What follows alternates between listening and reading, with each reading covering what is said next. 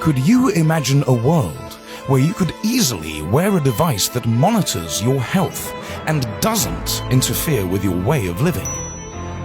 What if this device could be powered by your sweat? Does this sound like something that's impossible to exist?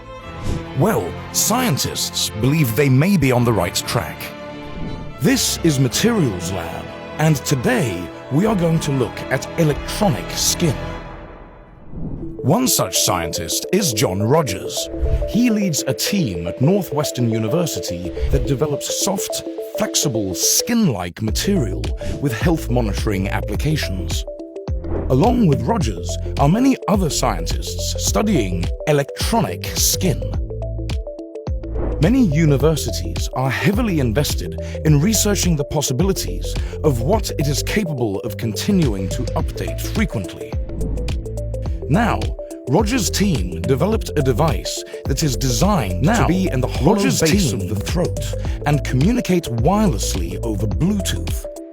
This piece of polymer and circuitry provides real-time monitoring of talking, breathing, heart rate, and other vital signs, which could be used in individuals who have a stroke and require speech therapy. It has wireless interface to the phones. When I bring my phone close to the device. Hello, I am a skin-like microfluidic device. Please scan for biomarker information. Rogers is at the forefront of this type of technology. This e-skin technology has already made it into volunteers and clinics globally, helping to monitor vital signs in premature infants and hydration in athletes, for instance. Where did this technology come from? It has its roots in components found in e-book readers and curved televisions. After years of research and many experiments, the best approach to e-skin is to wear it and forget it. You can be wearing a device all day and forget that it's there, says George Maliaras. Silicon and organic bases approaches have their uses.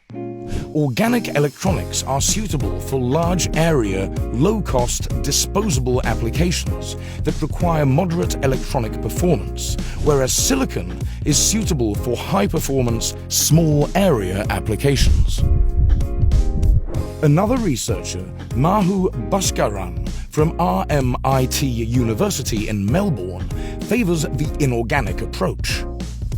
Bhaskaran and her team use metals to develop artificial skins that can sense pain. Ouch. Her group created a stretchable electronic material after blending the oxide coating with stretchy rubbers such as silicon.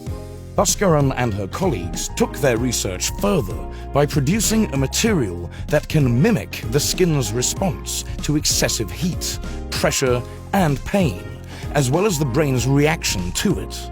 They combined a flexible gold PDMS pressure sensor with a vanadium oxide temperature sensor and a component based on strontium oxide that remembers how much electrical charge has flowed through it.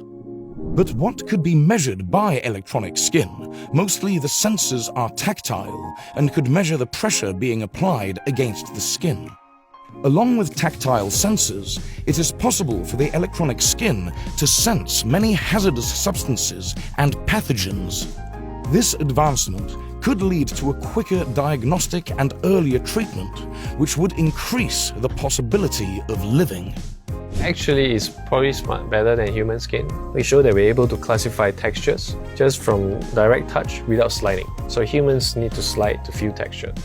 But in this case, the skin, with just a single touch, is able to detect textures of different roughness. And so in some sense, it's quite difficult to cheat this skin, especially when it's combined with AI algorithms that can learn very quickly. Finally, there is a bizarre attempt to use biofilm to produce electricity from your sweat. It could be possible to charge your wearables on the go and from your own body.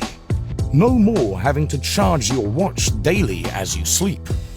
This process relies on evaporation-based electricity production, the hydrovoltaic effect. In simple terms, water flow is driven by evaporation between the solid biofilm and the liquid water, which drives the transport of electrical charges to generate an electrical current. During testing, the biofilm would produce power for 18 hours on sweaty skin, and even non-sweating skin generated a substantial electric output. So, it would appear that electronic skin could be a lot more useful than anyone first thought. And if these ideas keep developing, who knows? Maybe we won't have to use traditional sockets to charge wearables. Heavily inspired by Star Wars. As a kid, there was a scene when Luke Skywalker lost his hand, and towards the end, a robot surgeon repaired his hand, complete with full sensation. So the robot goes prick his fingers and he goes ouch. Stay tuned for the next episode of Materials Lab next week. In the meantime, check out our other original series.